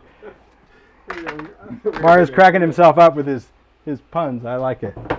Okay, so far so good? Very good. We're doing good. Okay, answering some questions, hopefully. I'm just getting the dust from that wood block. It is an old wood block, but I do like it. If you happen to get any glue or anything, because I have a little collage medium over here, just hand sanitizer. Hand sanitizer will dissolve any glue or paint dried on your glass or on here. So if you have this and you just decide, oh my gosh, I can't get this, you can use a razor blade on this. A lot of times I use a straight edge, but you can also just use hand sanitizer and that will take it off. Okay, altering. There's a lot of different ways that we can alter the surface. I do like the idea of altering the surface, but we'll talk briefly about sanding and inking. Okay, so we're going to go onto this guy. Perfect, perfect. See, and I had everything. Hey Mario. What do you need? And listen, I think sometimes people think that I plan like the Hey Mario moment, but I don't. It just happens. In the spinner, it's probably 7th row down, just a brown walnut stain distress crayon. Just wanted to show crayon on this because I know that probably most of the makers in their makes. Bam, walnut stain. Whoop whoop. Look Yeah, at that. there's probably a few. Thank you. Okay, so what could you use to alter this stuff? I'm going to just show you on the back what happens if you just use regular ink. Now, I happen to be using brown. That's a bit of a cheat, but you get the idea. If I use distress ink, and I'm using a blending tool, but I can use sprays on this. You already saw Sharon's make using paint. The beauty of this, if you're using ink, is that it is paper and it will absorb ink like a dream. Okay, so as I mentioned, brown, I'm cheating. But if this was pink, it wouldn't look pink because the pink was translucent and it would show up some of that brown color. Right? But I do love the fact that when you ink, just plain, etc., it is magic because it's paper. It takes that on. If you're an oxide user, it's a little pumice stone.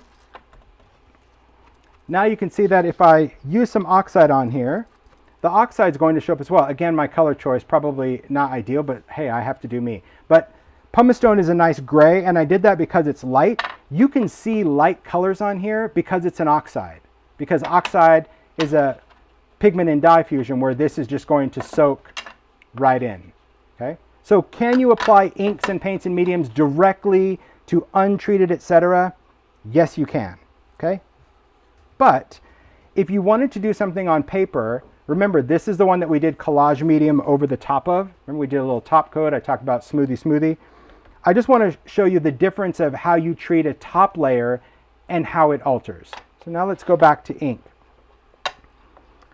I don't want to use this foam because I just did oxide. You can always go ink to oxide, but I never recommend going oxide back to ink. So let me just grab a quick dome foam. You just want to grab me a spinner. Any from the top? Yeah, that one's fine. Thanks. You're welcome.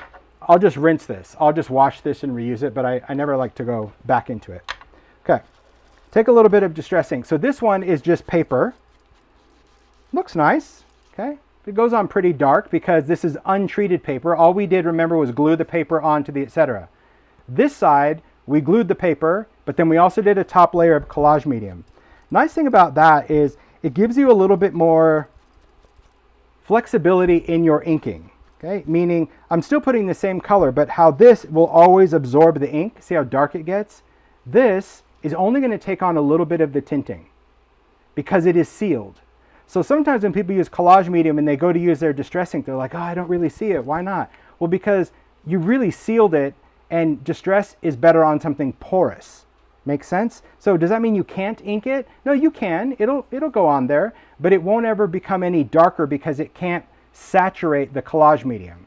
So that's an important thing to understand if you're doing collaging. And that is where crayons come in. This is where when you see all that grunge and beauty that is done so often on ideology or mixed media makes. The distress crayon comes in a lot of different colors, but it is a water reactive pigment. So this is all pigment. There's no dye in it, none of that. And this allows a whole different level of flexibility over something sealed. But I'll do the same comparison. So this is the untreated side, and I'll try to smudge it. And it smudges a little bit, but it is, it's in there. This is the collage medium side. And this allows me to totally smudge that out. And I could even go further and keep smudging that color. Whereas this, because it is not sealed, it just takes the medium different. So there's no right or wrong, but it's understanding why a product is doing something, and you may not even understand why it's doing it, because you're like, well, I just sealed it, but what's going on? So if you ever want to create a cool grungy effect or a colorful effect, you can always go in with your crayons. Now you can smudge it with the dry finger, but I'm just going to touch it on this baby wipe just so it's just a little damp. And you can see that a little bit of moisture, you can really move that crayon, and you can actually drag it. If your finger is slightly damp, you can drag through that color, and you can even create like little smudge lines. I'll show you. See that little smudge line?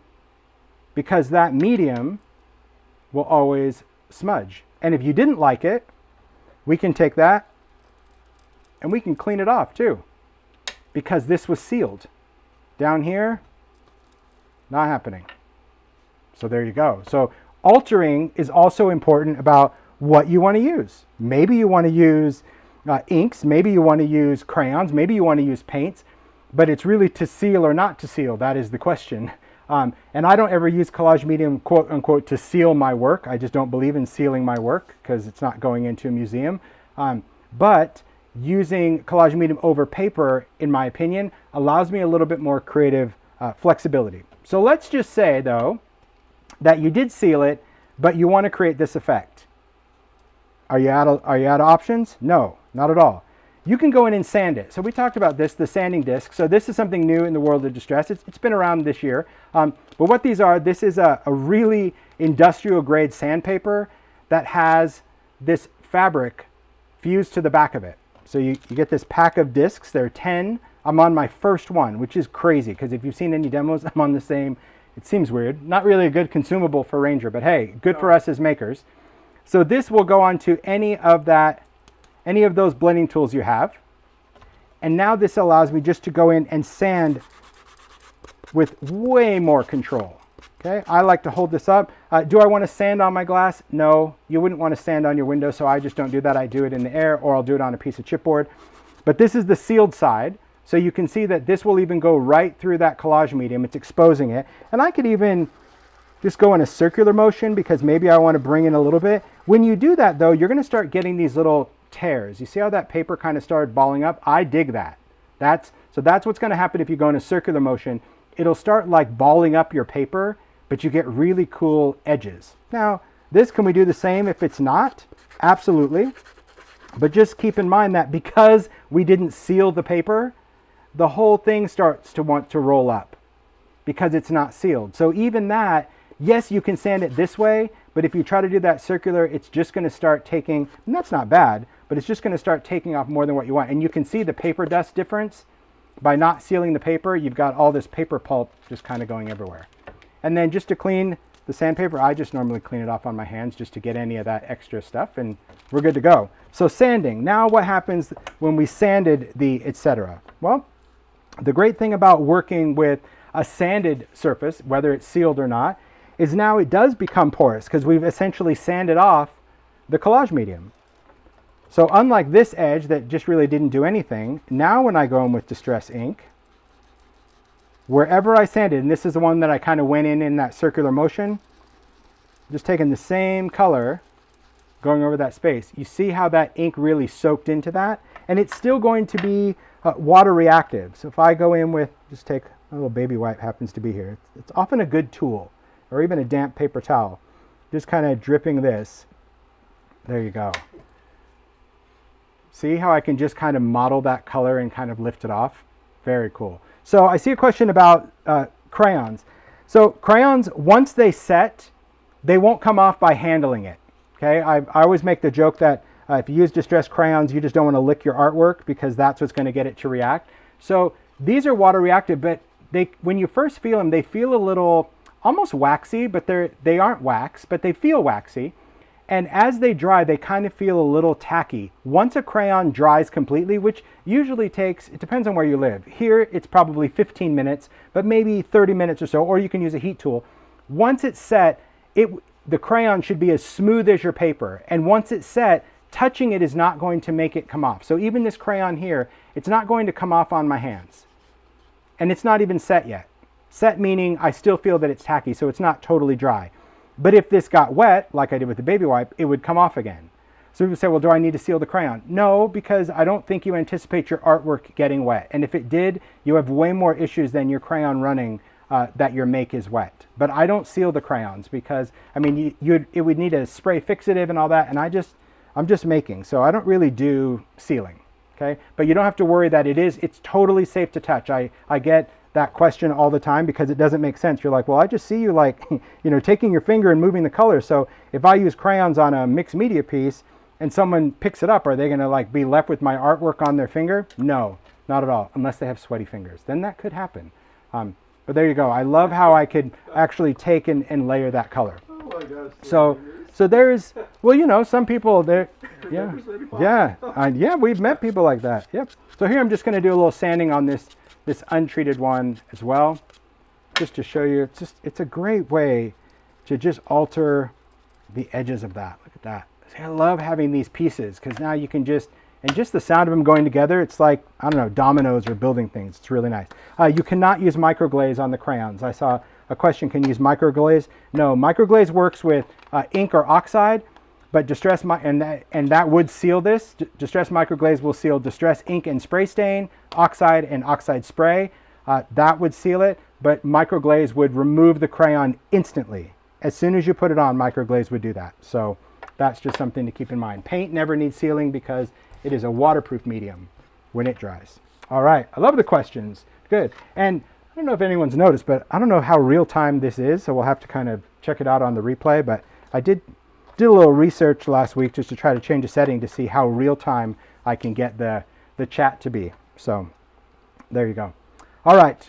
Next up, so let's see. It's just seconds away. Yeah, I'm trying. It should, because before we were like about 30, 45 seconds, and sometimes I answer a question that's long past. But now I'm just trying to see like is good. Okay, let's talk about these. So sometimes you're fortunate enough to get brands to collaborate on certain things. And I know in today's world, we are a bit spoiled that like every stamp has a die cut or every surface has a matching die. And that would be great in a perfect world. I have a different dynamic just because I partner with different companies, and sometimes a product with one company doesn't relate to another. But occasionally the stars can align, and in this case it did for the case of the trims, because this die set works with or without the Etcetera trims. But I did a die with Sizzix years ago. It's die 665435. I still think it's available. I'm not sure if it's retired yet or not. But it is just a decorative trims die. What it is, as you can see, 6 different dies, and this pattern matches these trims exact. And the cool thing about this is that even if you didn't have Etcetera, you can cut this out and cut great paper trims. It's a great thing to do.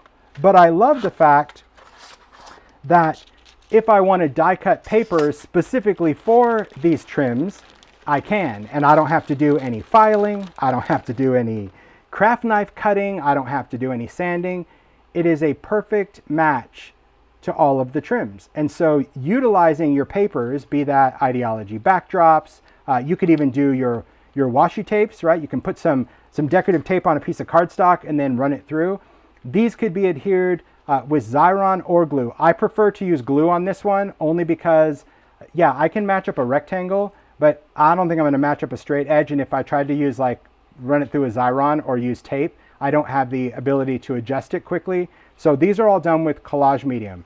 But I do love the fact that I can create really unique either trims on my Etcetera, or as you've seen in the makes, shelves, right? You might take a thick piece and a thin piece. We'll do it this way. That can go into there, that can go there, and then you have a pattern. You could totally do that. And again, even though these are done, we can cut those out. So you have a couple of options. I'm going to show you, as always, the not so right way to do it, but the way I do it, because I like to keep it real. Okay? Whenever I'm using these dies, I just like to cheat and use my sidekick, because my sidekick to me it's always there. But you can use any of your Sizzix machines, right? Or any of your die cut machines for that matter that can cut thin dies. But these particular dies, they are longer than the cutting pad. So the sidekick comes with this size cutting pad, but did you know there were extended cutting pads? They're a little bit longer. These are perfect for wildflowers, but not quite long enough for the trims. Okay, even at an angle, it's like you can't really cut on that tapered edge. So here's just a little tip if you want to do that. If you don't want to bother getting everything out, let's find another piece of paper. Ooh, that's a nice one. A nice little trim. I'll go in just because this is here. I don't even have a paper cutter. I just want that. Just it has to fit the sidekick. It has to fit in to the machine. So let's say we wanted to do this piece. Okay, I'm going to use the extended ones because it does make it a little bit quicker. But I'm going to use this flourish side. So you always go die side down on whatever you want. So if you want the flowers, you go there. If you wanted, well, nothing, you could go there. So I'm just going to go here. Now, I don't like to put my dies in a machine straight on ever, whether I'm using a sidekick or a big shot. If you have a longer die, maybe it's a word, maybe it's a trim, I never like to put it in straight because it's like curling ribbon. If you do this, it puts a lot of stress on this die and your die kind of could come out like a banana. It doesn't ruin it, it just puts more stress than it's needed. So just angle your die. That's all you have to do, right? Now, I'm going to run this through twice. So that's why I've got half of it hanging off the edge over here. Does everybody see that? So I didn't bother to go right to the edge just because I don't need to. And I'm just going to place this down. So for my machine, it's got a little lever. It will engage the suction cup. If you're going to do this over time, you can put a little bit of water on your glass mat or just wipe it with a baby wipe before you use your suction cup, and then it will stick longer. But after about maybe 30, 45 minutes, this starts to get a little bit done. There's a question, I wonder why that matters to put the die down on the right side of the paper. It matters because when you cut, it actually rounds the edge. I'll see if I can show you in a second. And if it doesn't matter to you, it doesn't matter to me. I just show you what matters to me and why, but I'm happy to explain why it matters to me. So once I cut it through, so see, this didn't do anything because it wasn't between the cutting pads, but I'm just going to take this and I'm just going to slide this down just to the other side. So now the side that cut is hanging off the edge. And now I'll just put that cutting pad down and I'll run it through a second time. Okay. Man, and you don't and you could even just do half if you don't want to go through the whole thing. You can totally cheat it. But this way I didn't have to get out a machine. Again, it might have been easier for most people just to take that out, but there is always a workaround if you have longer dies and maybe you don't even have the other machine. Okay. So why does it matter? The question was, why does it matter die side down? So here's the thing when you die cut, and this is with anybody's dies. If you think of a die, because it's got that raised edge, think of it like a cookie cutter. That's the best way to think of it. And if you rolled out some dough and you take a cookie cutter and you push into that, when you take the cookie cutter off, the edges of what you cut out have a slight curve because you put pressure into it and you think it's only related to dough, but it isn't. When you put that in, you have a slight bevel to the edge. When this die cuts down, this side of the paper has that slight bevel, and I'm not sure if you're going to be able to see it, but it just has a nice finished edge. The other side has a lip. Can you see that little lip right there? I can. That is the other side. Maybe you don't care about that lip, but that's the difference. If you put the paper, if you put the die face down on the side you cut, your edges are finished because it's all contoured. The other side has a raised edge. And honestly, sometimes people do it the other way because they like the flare, right? Sometimes I would intentionally go, you know what, I'm going to ink this, and that little edge, that's going to catch some ink really cool. So I'm going to intentionally die cut the wrong side. So it's not really right or wrong. It's just understanding what the outcome will be. If you want your edges to be more finished, great. If you want it to be a little bit more edged, great. Now, there's the other debate of whether you put it, blade side down or blade side up when you're running it through the machine. That's totally up to you. I just do it. I always have the blade side down. Well, I take that back. Sometimes I go the other way. That doesn't matter which way it goes into the machine, but I think everybody has a little habit. But now, back to this.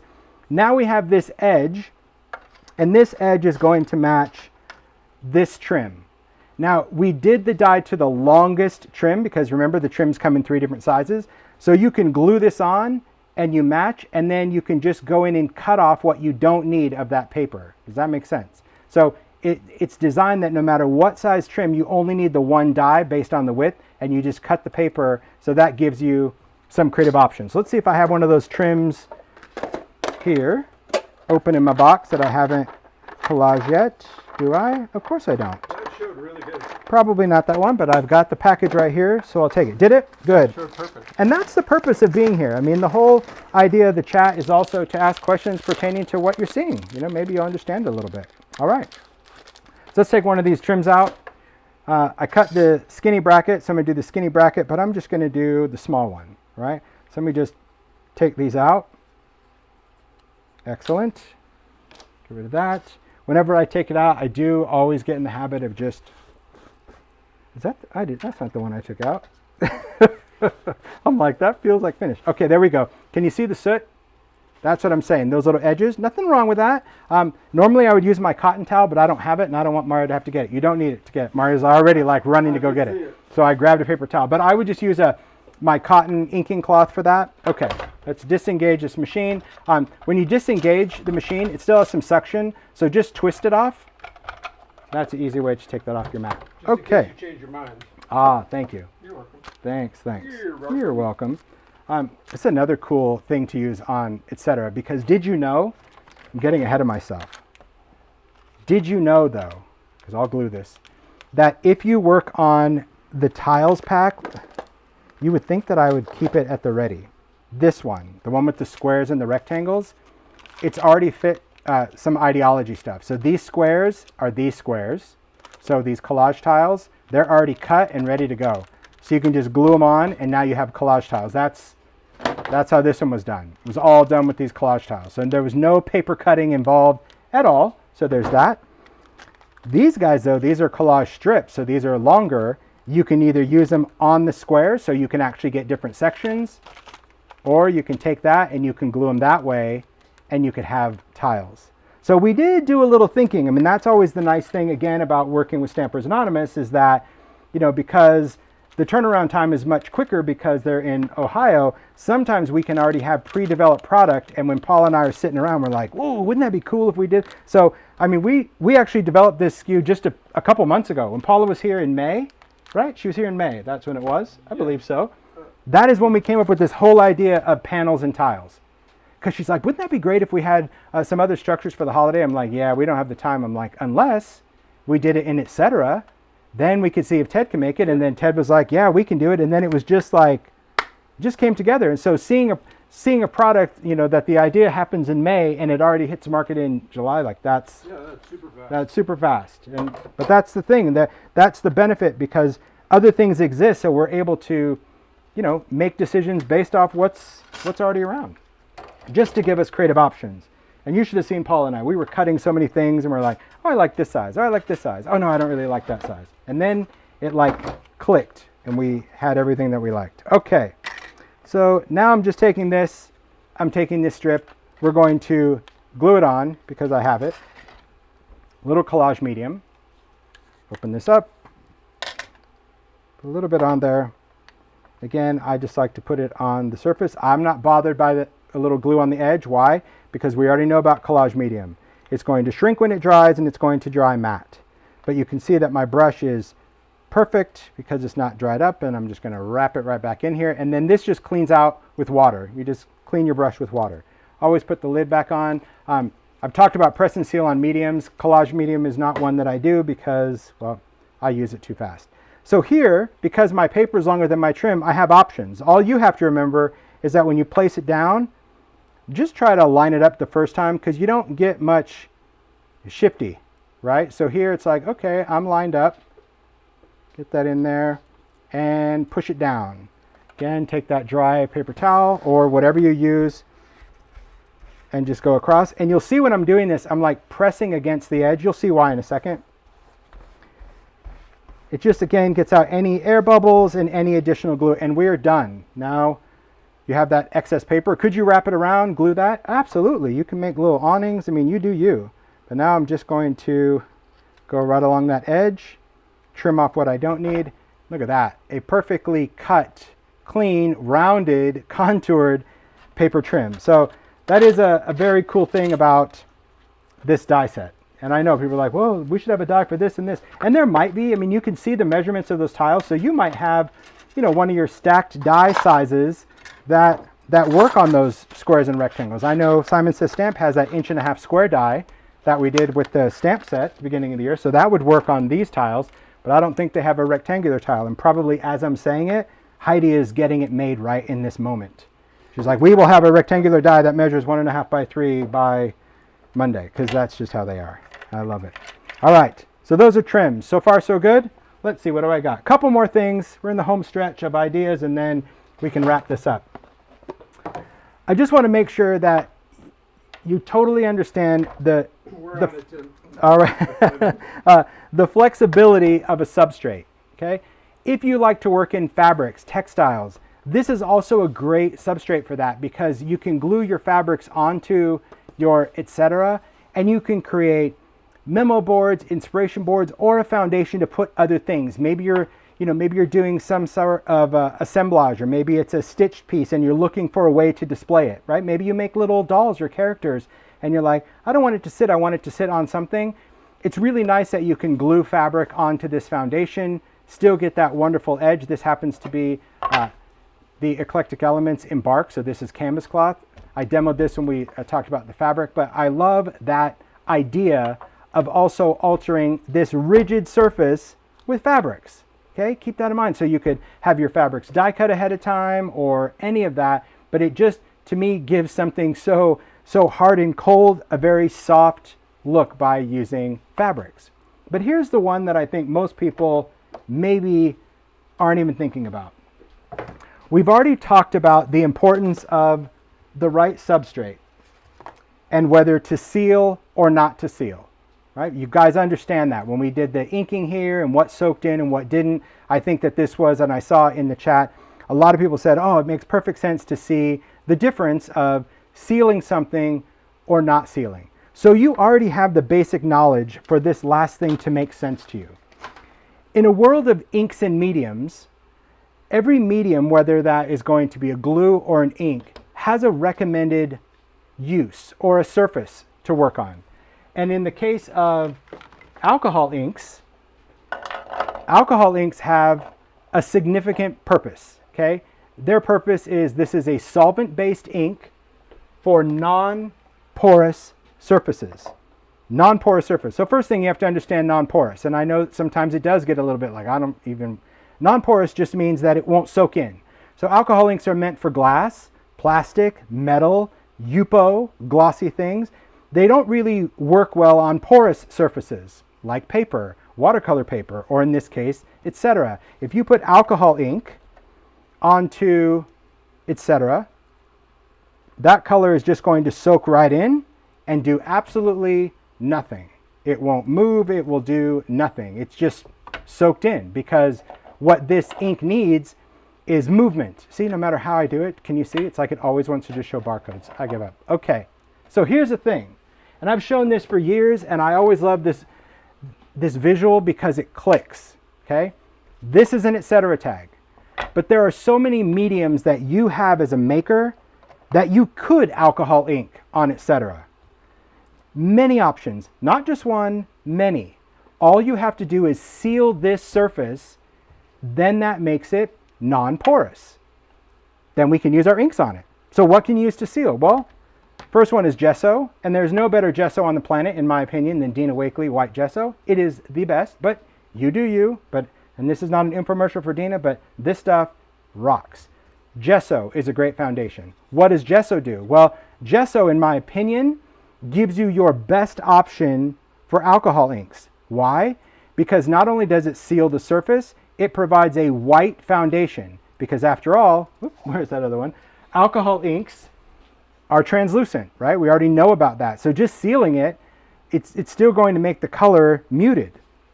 So by using gesso, I've sealed it and I've given this substrate a bright white foundation. So that's one option. And you can see alcohol ink. This one just shows it kind of dripped on there so you can see the movement, and this shows it like stamped on there.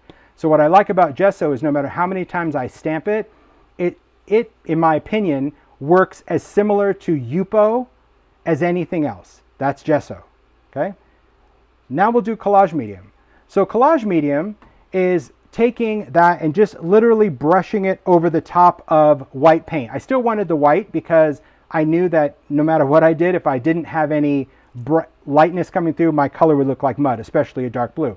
So this one is white paint, and then I put collage medium because people want to seal everything. So it's like, oh, well, what happens if I just put distress paint and then I sealed it with collage medium? You don't need to seal this paint, but like I said, some people just, you're chronic sealers, and that's okay. But in this case, it worked against you because for whatever reason, the collage medium really wanted to hold this ink. Although it sealed it and essentially makes it non-porous, this just makes it really dark. So no matter how much ink I put on there, I couldn't get any light to come through like I did here, okay? So that's what collage medium did. This one is just distress paint, just white paint. Put it on, let it dry, and look at that. That created a very cool effect as well. Are these similar? Yes, but I found that this paint, depending on my color, started to make some weird mixes. Even though the paint was dry, I don't know if you can see the color difference, but this one looks a little bit more purpley to me. So it seemed like something in the alcohol ink made this, or something in the alcohol ink made this paint re-wet itself in some way and created a weird thing. Doesn't make it wrong, it just makes it like you get what you get and you don't throw a fit, okay? Then this one is metallic paint. So maybe, and again, if you watched when we talked about glaze last week, metallic is very cool because it changes everything. So you can see when the light hits it, ooh, metallic and alcohol ink, beautiful. So this one is distress. This is brush pewter because again, it's permanent. Put that, base coated that silver on there and look at the alcohol ink on that. Stunning, so cool. So this is, I mean, I've had this for years because it's a great visual reminder that I can use mediums that I wouldn't normally associate with a substrate. And this same rule applies on everything, guys. So you might be saying like, well, can I put gesso on a craft tag in alcohol ink? Yes. Can I put it on watercolor paper? Yes. This is just a representation of how do you take a porous surface and make it non-porous for alcohol ink. Well, those are 4 options that I found to work. And to me, each one has its own characteristic. There's not a right or wrong. You just have to make the choice. But I do love the fact that it's very cool that we can utilize structures in many, many different ways, right? So I think that overall, when you think of the world of Etcetera, I'm just going to clear this out of the way, that having some new structures, right? Having these panels gives us a great foundation to work on, in addition to our tags. And having some tiles, that gives us different shapes to work on, whether you're mixed media or card maker, you can utilize these small things. Or again, book covers. These are great for journal covers because now you know that these you can punch through. If you wanted to make a book out of these, just drill it.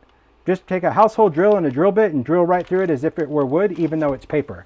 But I think that the creative results, like what you can achieve with this is just, it's magical. And I'm just going to try to stack all of these makes in here, and that's probably not going to look good, but I'm going to do it anyway. Well, I'll just do a couple. I'll take a couple from each one. How about that? Look at that. Because I think that the whole versatility and variety of when you're working with makes, truly, truly magical. Yeah, I'll take that one too. There you go. You guys got that. I do love that one. I love all of them. See, I think they all just have something totally different and unique to offer. See, I knew I couldn't get them all in there. And I'll hold this one over the top. Wow. That is Etcetera. So many possibilities. The whole idea for Etcetera, artful things for curious minds. I put that on there, the very first Etcetera SKU, because I remember when I presented this to Stampers Anonymous, they're like, but what is it?